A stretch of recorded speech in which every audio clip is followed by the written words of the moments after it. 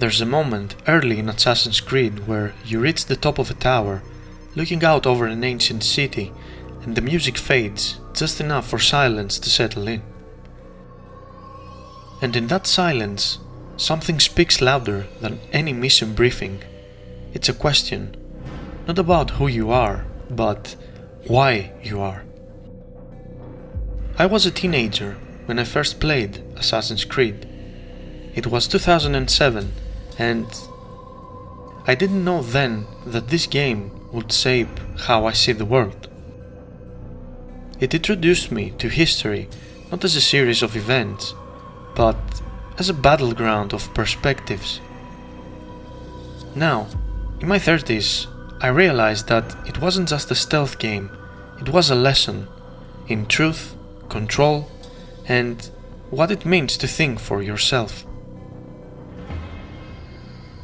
Back then, most games handed you a quest and told you who the villain was.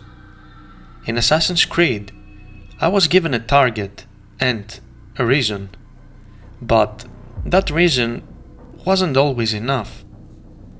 Altair wasn't perfect, he wasn't even likable at first, and yet the game trusted you to follow his growth, to think, to question.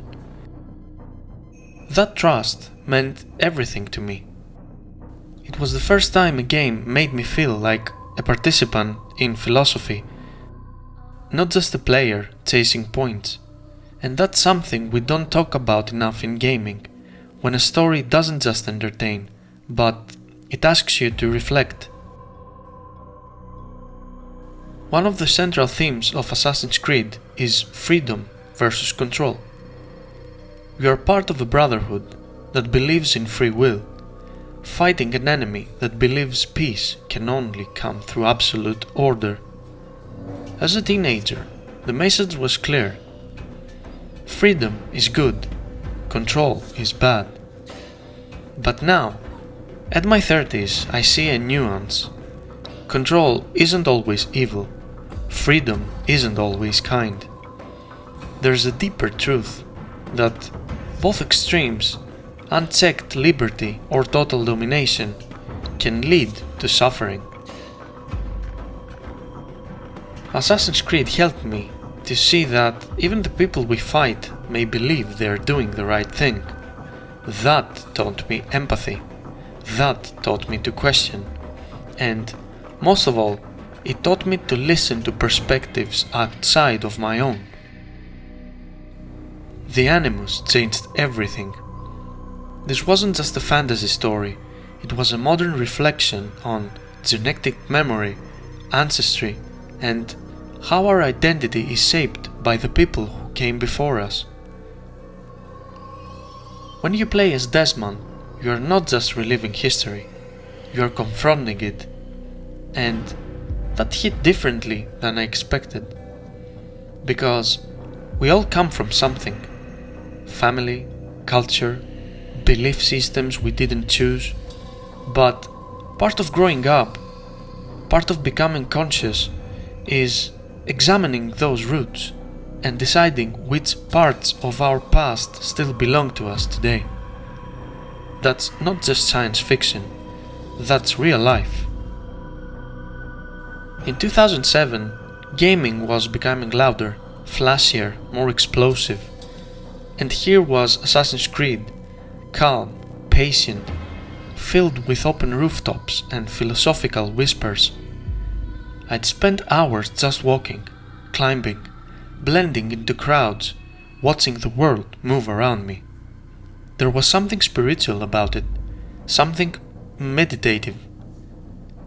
I wasn't rushing to beat levels, I was exploring, just being, observing how power moved, how people behaved under oppression, and how the smallest act, a blade in the right moment, could change everything.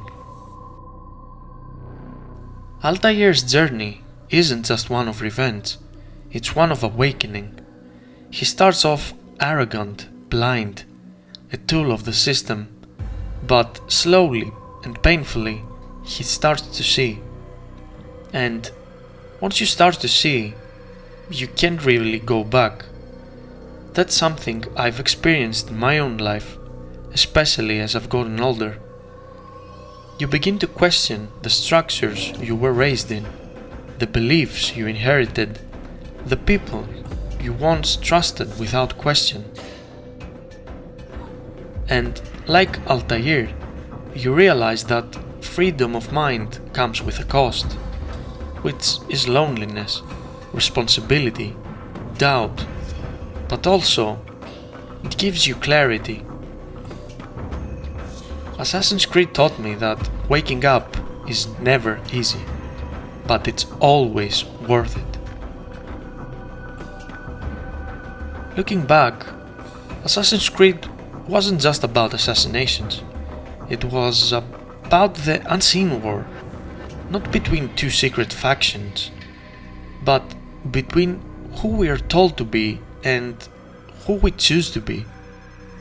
It taught me that there is no absolute truth, that peace built on control is still a prison, that every story, even mine, is part of something larger, and that sometimes the most radical act isn't to fight, but to think.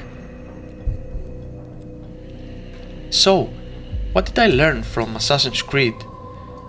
That every system, every story has a perspective, that true freedom isn't found in rebellion alone, but in understanding.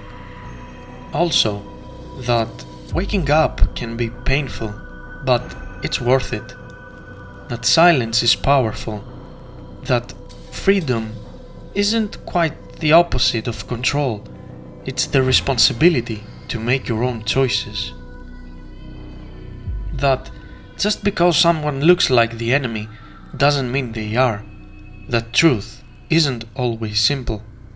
That freedom isn't something you are given, it's something you build.